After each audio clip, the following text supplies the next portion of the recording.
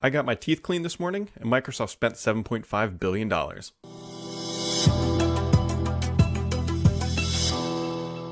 Happy Monday, where it is a good day to go to the dentist, because that's where I was at when Microsoft announced that they were buying ZeniMax Media. Now, that's a name you may not sound familiar, but they are better known as Bethesda, and they have a bunch of different studios in there.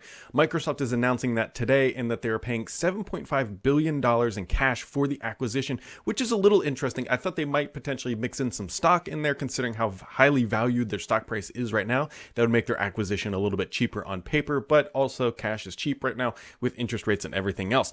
That all being said, Microsoft is buying Bethesda, and they are getting a ton of very popular titles, including The Elder Scrolls, Fallout, Wolfenstein, Doom, Dishonored, Prey, Quake, Starfield, and many, many more. This is a massive acquisition for Microsoft in the Xbox realm for a long-term look at how they're thinking about gaming. This is not a one-off. I mean, $7.5 billion is a lot of money to buy this, and they are all coming to Game Pass. All of these titles will be day one Game Pass. This is really going to significantly increase the value of Xbox Game Pass. And I suspect most of us who are in it are using Game Pass Ultimate, so we'll say for $15 a month, you're going to get all of these games that are now going to be joining the family. More importantly for Microsoft, they're going to be growing their creative studios from 15 to 23. So this is again, a huge acquisition on the Microsoft front to help bolster up their games. Now, I know the meme is always, hey, Xbox doesn't have any games, but Microsoft just keeps buying stuff. There have been rumors for a while that they were about to spend a whole bunch of money, and I never locked down exactly what it was, because acquisitions are extremely hard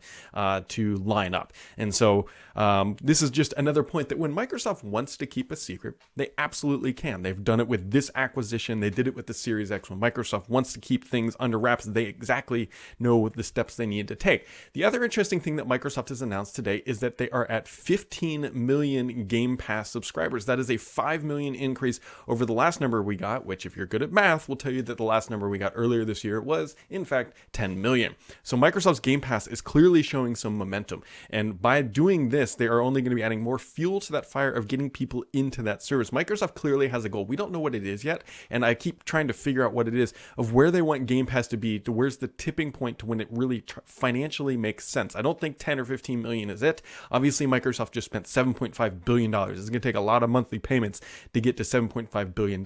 But using forecasting and growth projections, using studios like this, you can absolutely see how Microsoft might be looking and saying, look, if we add these more games to it, we know that these titles will be coming. This will get us to 20 or 25 million, and then you can start to justify these types of expensive acquisitions rather than one-off sales of titles. It's a really interesting model, and something we still don't, as outsiders, fully understand the metrics behind the facts that Microsoft is looking at, but clearly they are seeing things that they like if they're going to go out and spend $7.5 billion. Curiously, I'm curious if they were actually going after WB Games. Remember, that was a big rumor from AT&T looking to spin that off for probably maybe around that same price point, and Bethesda might have showed them like, hey, buy us instead. And they did. And so here we go. This is a huge deal. This is an astronomical deal. This isn't I know I keep saying that, but there's so many popular titles, and like the Elder Scrolls is such a big deal. I mean, Fallout is a massive Doom. I mean, Doom is like the classic game of classic FPS. I think it predates even things like GoldenEye on the N64, and Microsoft now owns that IP. I'll be very curious to see what they do with Quake, because Quake is a very, very well-known competitive shooter, and they could potentially do a lot. There's a lot of options here, and I think that's why Microsoft snatched this up for $7.5 billion in cash. I'd love to know what you guys think. I think this is very positive news, other than for Microsoft's bank account, which is now $7.5 billion lighter. But given the current environment, given the trajectory that Microsoft is headed with Xbox, given the fact that starting tomorrow, by the way, you can now pre-order the Series S and the Series X for $299 or $499, dropping this news onto before those pre-orders is a big deal, and I'm curious to see how long it takes for some of this start to materialize. I would imagine they can get this stuff into Game Pass almost immediately. There's going to be potentially some regulatory fallout where they have to kind of wait and do that stuff, so it might not be instantly, but Microsoft should be able to snatch up the studio without too many issues. It doesn't overlap with some of their other like enterprise stuff. So love to know what you guys think. This is a big deal for Game Pass. We'll have more on this later in the week after we let it digest a little bit, but that's what you need to know.